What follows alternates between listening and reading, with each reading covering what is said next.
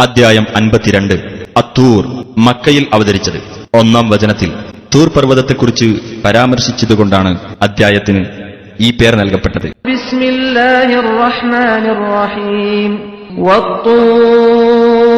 തൂർ പർവ്വതം തന്നെയാണ് സത്യം.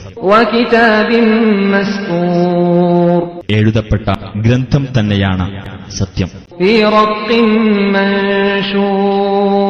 നിവർത്തിവെച്ച തുകലിൽ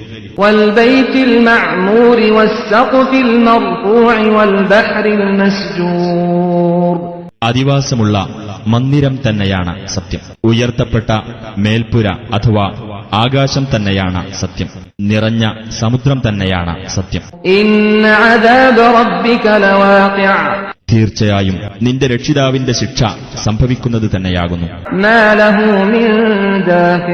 അത് തടുക്കുവാൻ ആരും തന്നെയില്ല.